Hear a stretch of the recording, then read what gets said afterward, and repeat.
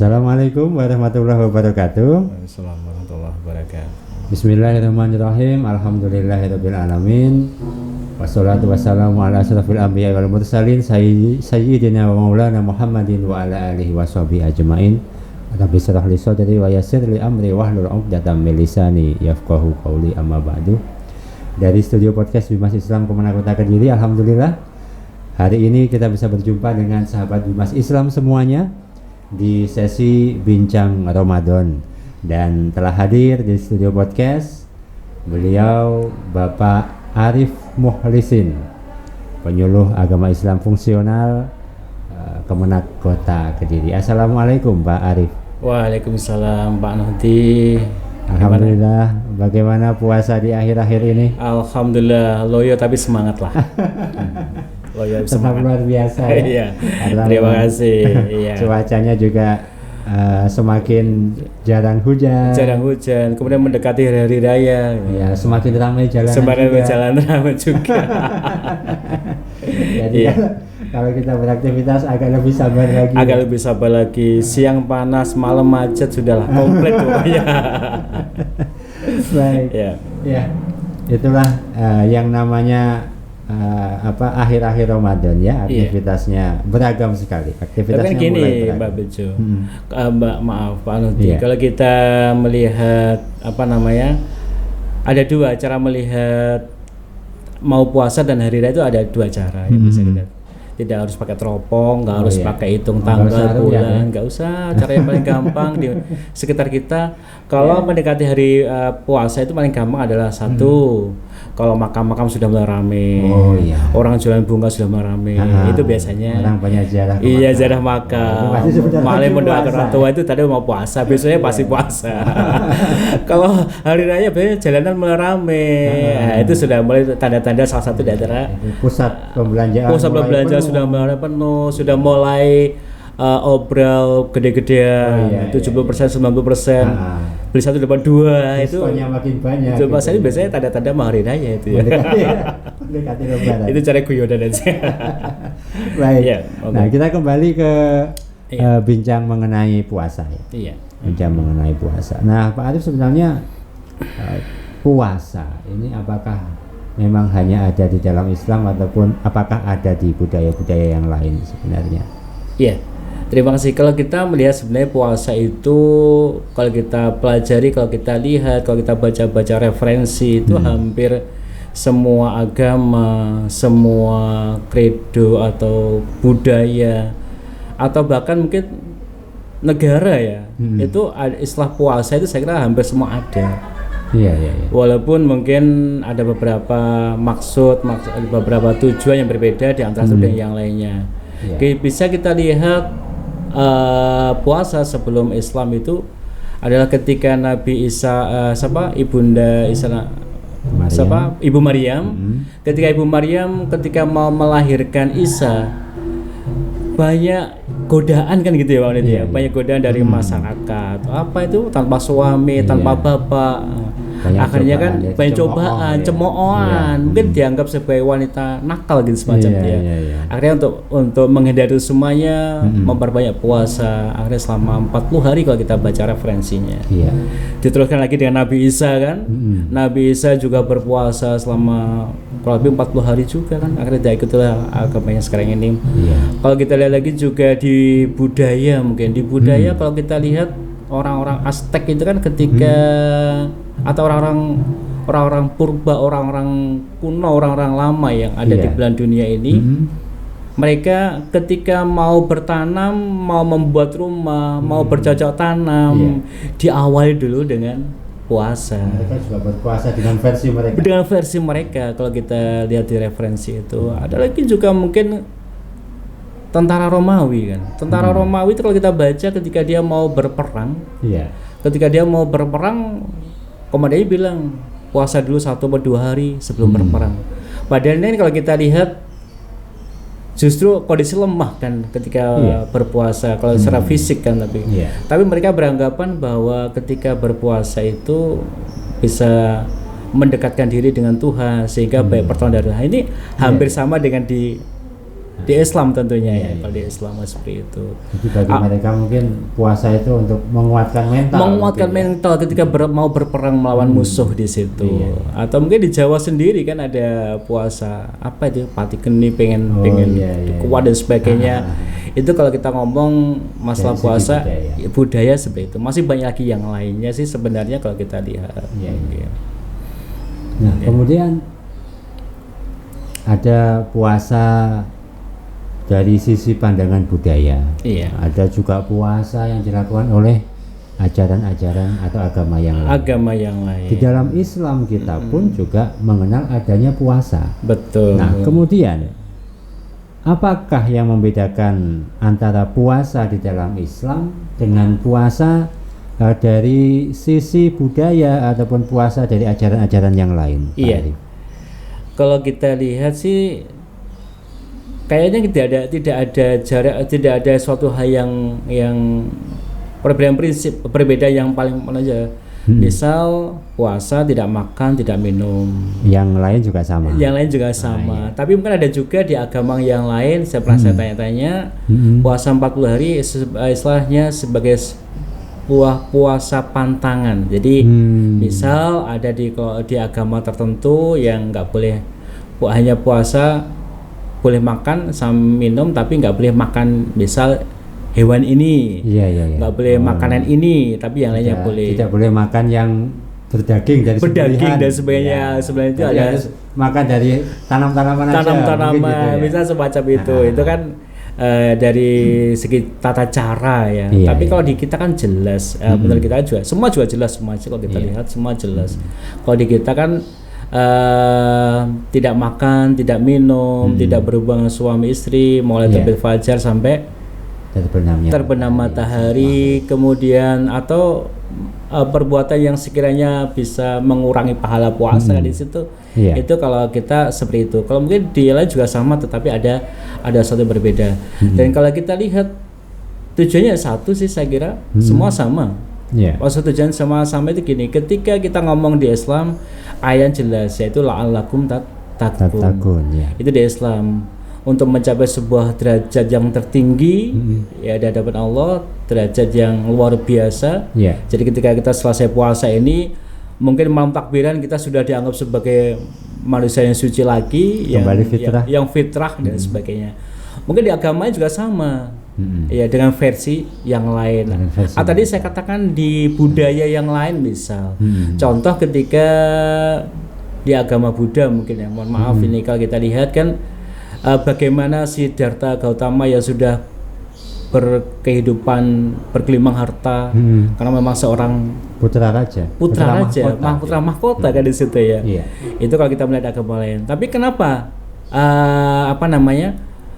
akhirnya keluar dari istana, melepas semua atributnya sehingga dia lebih banyak berpuasa di luar dalam tanda kutip ya, Iya, di dalam luar. tanda kutip. Nah, inilah kalau kita lihat bahwa satu tujuannya adalah kalau dalam Islam jelas untuk mendapatkan untuk lillahi ta'ala, Iya. mendapat rahmat dari Allah. Tapi mungkin agama lain juga sama untuk mendapatkan dari yang dianggap sebagai dogma keyakinannya Iya. masing-masing. Mungkin untuk mendapatkan ketenangan. mungkin, Ketenangan ya. juga ada kan, iya betul. Apa istilahnya? Ketenangan batin. Ketenangan batin. Dan ini yang mungkin yang belum ada ya. Kalau di Islam mungkin takwa. Iya. Kalau mungkin agak. Tapi juga kalau kita udah takwa kan insya Allah semua akan kita peroleh.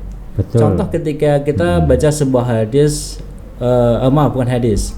Jadi ketika Umar itu mengatakan seandainya seluruh dunia ini, Allah mengatakan bahwa seluruh dunia ini masuk surganya Allah. Seandainya seluruh dunia ini masuk ke surganya Allah dan hanya ada satu yang tidak masuk, maka Umar bin Khattab ini pun masih merasa ketakutan. Iya. Dikira ini kayak saya ya, kayak saya. Padahal kalau kita lihat Umar itu kan orang yang kurang hebat bagaimana di dalam Sangat luar biasa. sangat luar biasa, ketakwaannya luar biasa. Tetapi ketika Umar mengatakan seandainya satu dunia ini semua masuk surga, Allah mengatakan masuk surga kecuali satu masuk neraka, maka Umar pun masih ada perasaan ketir-ketir di situ. Apakah saya kah atau siapakah deh? Itu mungkin di situ salah satu adalah takwa di situ tadi. Iya. Oke.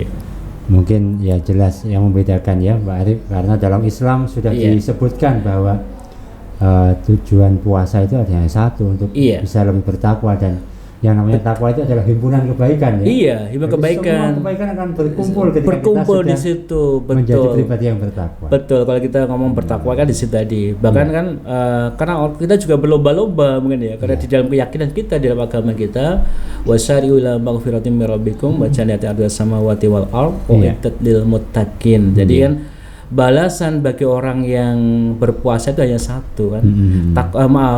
Tujuan dari puasa adalah satu, yaitu bertakwa. Kemudian takwa itu adalah satu, balasannya itu surga yang luasnya antara langit dan bumi. Mungkin semacam itu kira-kira. Semacam itu ya. Jadi memang dari awal sudah ditentukan bahwa puasa ini adalah hanya untuk Allah. Iya. Mungkin perlu saya tambahkan, Pak Nuti. Ketika kita ngomong soal puasa juga, di dalam keyakinan kita bahwa puasa adalah sebuah mungkin bisa dikatakan sebuah proses transformasi, nilai-nilai ketuhanan, nilai-nilai malaikat itu masuk ke jiwa manusia. Jadi kalau kita berbicara masalah malaikat yang terlepas dari nafsu, ya kan? Puasa pun kita juga hanya sama, itu mengang dari nafsu. Makanya ketika puasa itu adalah bagian dari transformasi menuju ke dunia malakut, menuju ke sifat-sifat malaikat, yaitu hanya satu, itu pengabdian pada Allah Subhanahu wa taala. Sama ketika kita seperti itu. Ini di dalam Islam semacam itu ya. Semacam itu ya. Iya, betul. Mungkin ini pula yang membedakan dengan puasa dari segi budaya, karena di budaya itu kan bermacam-macam ya. Tujuannya ada yang mungkin biar dapat kesaktian, biar atau dibacok nggak kuat gitu ya. Mungkin ada yang seperti itu ya. Ada yang untuk kanuragan itu, dan betul, juga tujuan-tujuan yang lain. Betul. Nah, jadi sehingga di dalam Islam disatukan, tujuannya adalah hanya untuk ridha Allah. Dan nanti implikasi dari itu mungkin badan juga sehat, ya kan? Kemudian karena mungkin makan bisa dikondisikan lagi daripada hari-hari biasa kan. Mungkin juga lebih ngirit lagi ya.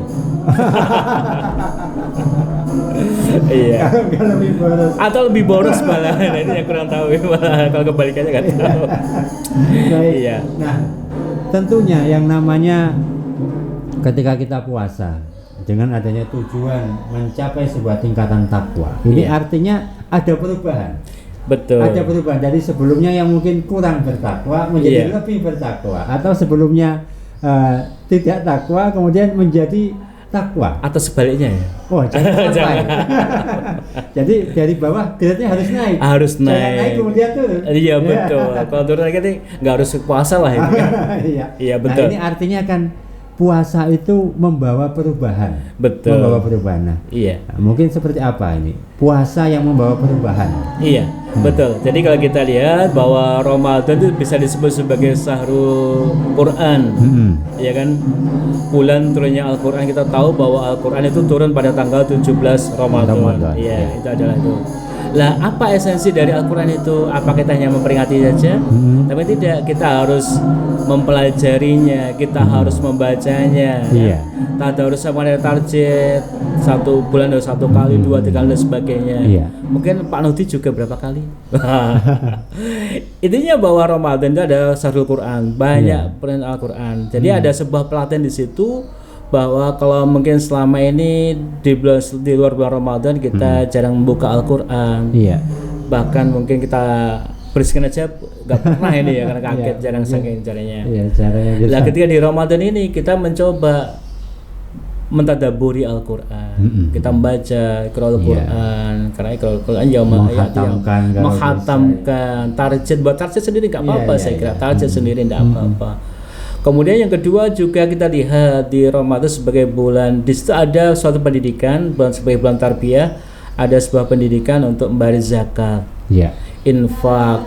Bagaimana Allah mengatakan bahwa zakat pahala di bulan Ramadan ditingkatkan Ya, jadi dilipat 70 gandakan. lipat gandakan 70 700 bahkan Allah mengatakan nanti saya sendiri yang ngasih menghitung. Manusia nggak akan bisa menghitung pahala dari Ramadan itu. Saking tidak terhingganya Saking tidak pahala. terhingganya. Kemudian juga di situ kita sedekah, kemudian nanti akhirnya dengan silaturahim. Iya. Artinya apa? Hmm. Bahwa di bulan Ramadan ini ada suatu pendidikan yang ini harus kita kembangkan lagi ketika selesai Ramadan. Iya, betul. Ya, jadi mulai mentadaburi Al-Qur'an, tadarus Al-Qur'an, kemudian qiyamul lail, qiyamul Ramadan, ya kan itu harus kita bawa terus, hanya berhenti pada tatarannya aja. Iya, diharapkan menjadi kebiasaan yang berlanjut setelah Ramadan. Enggak sebaliknya kan berhenti. Kita coba aja nantilah kita lihat ketika awal Ramadan, ketika saya ngimami di awal Ramadan luar biasa. Iya. Luar biasa. Mungkin yang Bapak itu ada 3 4 5 soft ya, ya Bapak Ibu ada berapa banyak. Iya. Tapi sampai hari ini yang konstan mungkin hanya 2-3 soft. Nah, berarti ini kan ada sebuah kemajuan. Kemajuan softnya. Softnya kemajuan. Dan ini yang harus kita ubah ketika nanti di luar bulan Ramadan harus kita tingkatkan lagi. Biasanya kita jamaah di masjid 5 waktu. Di bulan Ramadan, kalau di luar Ramadan harus kita pertahankan kebiasaan ini. Ya. Nah inilah saya kira orang yang mendapatkan Lailatul Qadar ada orang yang seperti itu.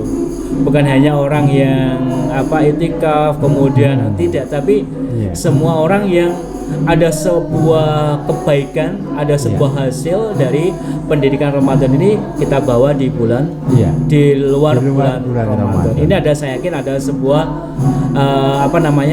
sebuah Lailatul Qadar yang kita peroleh. Kadang kita merasa nah, itu kan di situ merasa saya meroleh padahal kita nggak dapat apa-apa. Merasa meroleh ini semacam itu ya. Jadi ada baik, kita masih di Bincang Ramadan ya bersama dengan Bapak Arif Mukhlisin. Nah, dengan demikian Pak Arif, di akhir-akhir Ramadan menjelang Idul Fitri, bila diamati di masyarakat ini terbagi ada 2 golongan. Dua kelompok besar ya. Ada 2 golongan besar. Ada sebagian golongan itu dengan berakhirnya Ramadan ini dia merasa sedih, merasa berat, ditinggalkan keutamaan Ramadan yang demikian besar. Iya, betul. Ada lagi sebagian golongan dengan berakhirnya Ramadan ini begitu gembira. Iya, euforia. Menyongsong hari raya. Hari raya. Iya. Seharusnya bagaimana kita menyeimbangkan ini? Iya. Apakah bisa? Iya. Jadi kalau kita lihat itu suatu hal yang nggak bisa kita lepaskan, memang sebuah kenyataan. Iya. Jadi ketika mereka di akhir-akhir hari di akhir-akhir Ramadan itu ada yang merasa sedih, menangis karena belum tentu tahun depan bisa ketemu lagi. Iya, betul. Dengan bulan yang luar biasa ini. Tetapi sebaliknya ada juga yang merasa gembira sampai dihitung di status kurang 1 minggu, kurang 8 hari, kurang 2 hari. Kan kita sebenarnya sebuah hal yang ada kan kalau kita lihat. Iya, berarti kan kalau kita baca di situ kalau sudah menulis status seperti itu kan berarti artinya ini sudah puasanya perlu dipertanyakan kan sebenarnya. Iya. Itu sebuah idealnya. Tetapi kita juga nggak munafik. Di masalah memang sebuah hal yang nyata seperti itu. Sebuah hal yang luar biasa. Tetapi bagaimana sikap kita?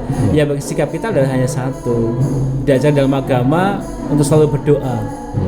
Selalu berdoa. Apa caranya? Yaitu berdoa, ya Allah semoga pertemuan kami dengan bulan Ramadan tahun depan. Karena kita pertemukan lagi karena belum tentu di situ kan ya. Tetapi yang nggak harus secara yang vulgar. Ya tidaklah. Ya itu urusan kita dengan yang di atas saja lah. Cara seperti itu. Kalau kita terlalu vulgar, kita ya Allah terus dengan bulan Ramadan sampai menangis mengganggu yang lainnya. Orang ini kayak apa ya kan gitu kan dia.